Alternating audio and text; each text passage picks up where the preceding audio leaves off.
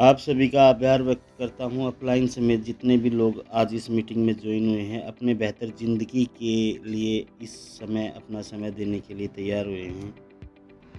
आज का विषय है रॉयल्टी तक की तैयारी। रॉयल्टी का सही मतलब क्या है? आप इसे किस तरीके से लेते हैं? क्या 20 से 40 हज़ार रुपये की इनकम कमाने को रॉयल्टी कहेंगे, या स्टेज मिलने को रॉयल्टी कहेंगे, या मान सम्मान को रॉयल्टी कहेंगे? रॉयल्टी का असली मकसद क्या है? मेरे हिसाब से रॉयल्टी का मतलब है लीडरशिप प्राप्त करना, एक टीम का नेतृत्व करना। इसको रॉयल्टी कहें तो सही रहे। सही मायने में जब दूसरों की कामयाबी के लिए काम किया जाए उसे रॉयल्टी कहते हैं। और लीडरशिप का मतलब क्या है? लीडरशिप का मतलब है जिम्मेवारी लेना। अगर एक शब्द में इस चीज़ को समझा जाए, जो लोग जिम्मेवारी लेते हैं और उसको पूरा करते हैं, उनको लीडरशिप प्राप्त होती है और उनको लीडर कहा जाता है। लीडर कौन होते हैं? इसके बारे में हेनरी फोर्ड कहते हैं, जो लोग लोगों को साथ लेकर चलें और उनको सफल बनाएं, वो लोग लीडर कहलाते हैं। और जो लोग दूसरों के सपने पूरे करते करते अपने सपनों तक पहुंच जाए, यह एक लीडरशिप की पहचान होती है। लीडरशिप या एक लीडर की क्या विशेषताएं होती हैं? लीडर हमेशा विजनरी होता है। लीडर दूरदृष्टि वाले होते हैं। वह हमेशा यह ख्याल रखते हैं कि आज हम कहाँ हैं, कल कहाँ होंगे और परसों कहाँ होंगे। लीडर इसी विजन को हकीकत में बदलते हैं। यह एक लीडर की प्रथम पहचान होती है। दूसरा, हर काम को करने से पहले उसको किस तरीके से किया जाए, कैसे वो पूरा होगा, इस चीज़ को भलीभूत जानकारी होने वाले लोगों को लीडर कहते हैं। तीसरा गुण, लीडर की तीसरी विशेषता, जो लोग दूसरे लोगों को यह बोलते हैं कि ऐसे करो वैसे करो, यह एक मैनेजर होता है। और जो लोग काम को करने के लिए बोलते हैं और सबसे आगे बढ़ चढ़कर हिस्सा लेते हैं, उनको लीडर कहा जाता है। लीडर की चौथी विशेषता, एक अच्छा लीडर बहुत सारी बातें सुनता है लेकिन बोलता बहुत कम है। बहुत सारी बातें सुनने के बाद उसका एक छोटा सा आंसर होता है। लीडर सीखने पर ध्यान देता है और सीखे हुए को करने पर विश्वास रखता है और अपने साथियों को सिखाने की कोशिश करता है। एक लीडर की पांचवी विशेषता, लीडर हमेशा आदर्शों और सिद्धांतों पर चलता है। लीडर की छठी विशेषता, एक लीडर विपरीत हालात में भी सकारात्मक रहते हैं। लीडर की सातवीं विशेषता, वह अपनी गलती होने पर पूरी सच्चाई के साथ अपनी गलती को स्वीकार करते हैं और अपने साथियों का सम्मान करते हैं। लीडर की आठवीं विशेषता, लीडर हमेशा सच बोलने वाले और मधुर भाषी होते हैं। लीडर की नौवीं विशेषता, लीडर हमेशा उत्साहित और प्रसन्नचित्त रहते हैं। लीडर की 10वीं विशेषता, लीडर को सपने देखना और उन पर काम करना उनकी पहली प्राथमिकता होती है। वह जुबान के पक्के होते हैं। यह कुछ विशेषताएं हैं जो एक लीडर के अंदर होना अनिवार्य है। अगर यह सभी गुण आपके अंदर हैं तो आप रॉयल्टी प्राप्त कर सकते हैं। अब बात यह आ जाती है, यह सब गुण नहीं है तो फिर क्या किया जाए? तो उसके लिए हमें समझना होगा कि दो प्रकार के लीडर होते हैं। कुछ लोग तो बाय बर्थ ही लीडर होते हैं, उनके अंदर पहले से ही यह सब गुण होते हैं। और जिनके अंदर यह गुण नहीं है, उनके लिए आरसीएम में एक प्रोग्राम है। उस प्रोग्राम के रचयिता माननीय श्री सतीश पंडित जी हैं। उन्होंने बहुत पहले ही एक ऑडियो बनाकर लोगों में लीडरशिप फैलाने की कार्य में कुशलता दिखाई थी। आज वह ऑडियो यूट्यूब पर अवेलेबल है। उस ऑडियो का नाम है core group. Core group by Satish Pandit RCM business से आपको यूट्यूब पर उपलब्ध हो जाएगी। उस ऑडियो में लीडरशिप के सारे गुण दिए गए हैं। अगर आप उसको सुनकर और उन पर अमल करें तो आप एक लीडर की कैटेगरी में आ सकते हैं। यह एक 90 दिन का प्रोग्राम है जिसमें आपको ढलना होगा। अगर आप उस ऑडियो को सुनकर अपने आप को बदलने और उसमें ढलने की प्रयास करते हैं तो मैं आपसे वादा करता हूं कि कुछ ही दिनों के अंदर आप रॉयल्टी की पोजीशन पर होंगे। रॉयल्टी कोई छोटी-मोटी पोजीशन नहीं होती, यह एक पुनर्जन्म की तरह होती है। इसमें मान, सम्मान, फ्रीडम, पैसे की चाहत, पहचान की चाहत, सुरक्षा, सभी चीज़ें उपलब्ध होती हैं। अगर कोई आदमी या कोई इंसान अगर इन खूबियों के बगैर रॉयल्टी ले लेता है, तो उसके पास ज़्यादा दिन तक वो रॉयल्टी नहीं रहती। ये भी सच्चाई है। यह सब करने के बाद भी आपको कुछ नियमों का पालन करना होगा। नियम नंबर 1, आपको हमेशा अपने अपलाइन के संपर्क में रहना होगा।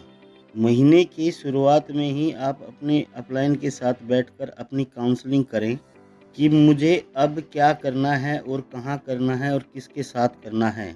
आपकी अपलाइन जिस तरीके से बताएगी और जो भी बताएगी वह आपको पालन करना है। नियम नंबर 2, यह बिजनेस पूरा का पूरा एडिफिकेशन पे रखा हुआ है। एडिफिकेशन का मतलब है किसी चीज़ की सच्ची जानकारी या उसके बारे में बताना। शाब्दिक रूप में इसको कहते हैं अच्छा अच्छा बोलकर बढ़ाना और बताना। एडिफिकेशन को सीखना होगा। एडिफिकेशन का कोर्स भी आज से बहुत सालों पहले श्रीमान सतीश पंडित जी ने तैयार कर दिया था। आज के समय पर YouTube पर एडिफिकेशन के नाम से 2 पार्ट में 2 ऑडियो उपलब्ध हैं। आप उनको सुनकर समझ सकते हैं कि एडिफिकेशन क्या है और कैसे की जा सकती है। आप यह चीज़ अपने अपलाइन के साथ बैठकर करें तो बहुत अच्छा होगा। एडिफिकेशन 3 प्रकार की होती हैं। पहली कंपनी की और उसके सिस्टम की, दूसरी प्रोडक्ट की उसकी क्वालिटी की, तीसरी अपलाइन की और उनकी क्वालिटी की। नियम नंबर 3, आपको अपने पूरे ग्रुप की जानकारी लेनी और देनी होगी। अपने सक्रिय अपलाइन से ग्रुप की जानकारी लें और जिन लोगों को आपने ज्वाइन कराया है उनकी जानकारी अपने अपलाइन को दें। चौथा नियम, आपको संपर्क साधना सीखना होगा। टीम के साथ, अपलाइन के साथ, नए प्रोस्पेक्ट के साथ। इस बिजनेस में मुख्यतः आपको 3 चीज़ों पर ध्यान देना है।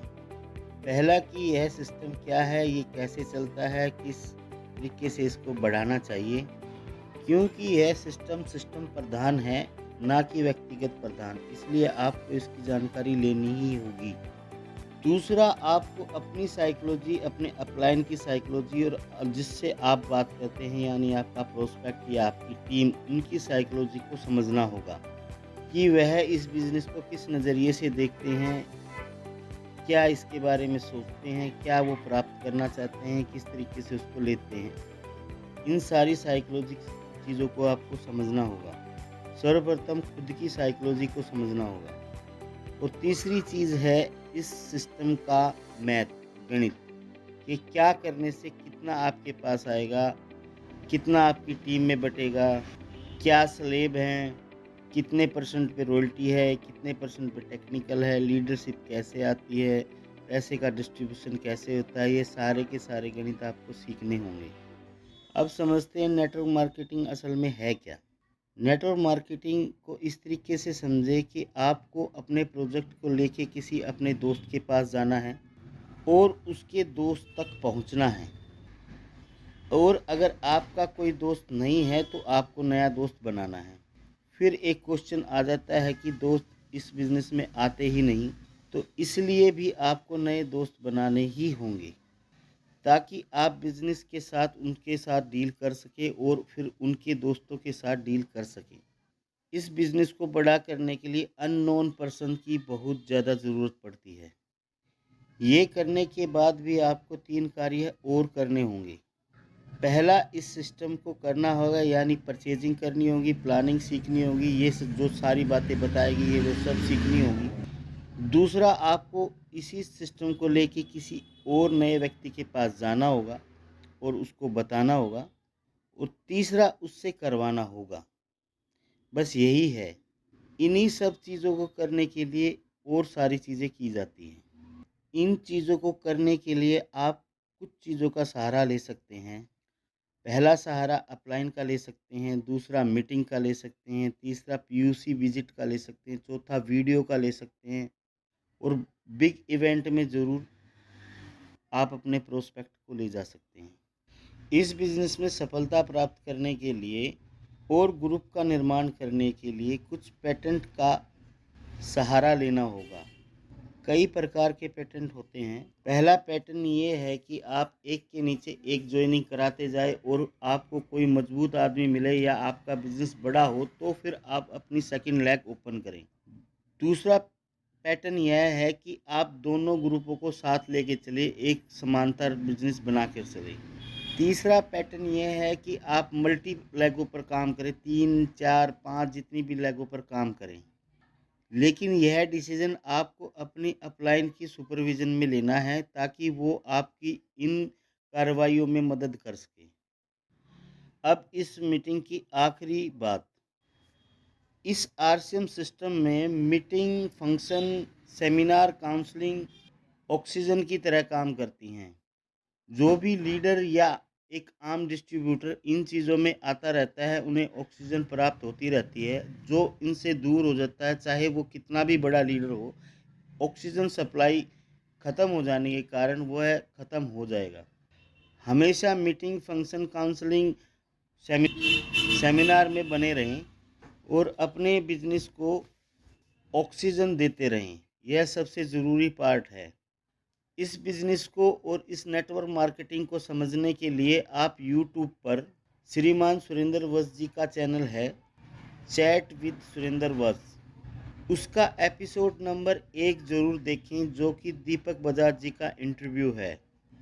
और एक एपिसोड मैं आपको सजेस्ट करूँगा, एपिसोड नंबर 156 चेतन छाबड़ा जी का है। इस बिज़नेस में जितने भी डिस्ट्रक्शन आते हैं, जितने भी चैलेंजेस आते हैं, उस एपिसोड में उनके बारे में बताया गया है। उस एपिसोड को सुनकर हम समझ सकते हैं कि रिजेक्शन को कैसे हैंडल किया जाए। इसके बाद है एपिसोड नंबर 209 यानी 209, जो कि ललित ओसवाल जी का इंटरव्यू है। यह इंटरव्यू आपके बहुत सारे क्वेश्चनों के आंसर देने के लिए है। वैसे तो चैट विद सुरेंद्र वत्स पे जितने भी इंटरव्यू हुए हैं सारे के सारे काम के हैं, पर ये मेरा व्यक्तिगत ओपिनियन है कि इन 3 एपिसोड को आप ज़रूर देखें। धन्यवाद आप सभी लोगों का अपना कीमती समय देने के लिए। जय आर सी।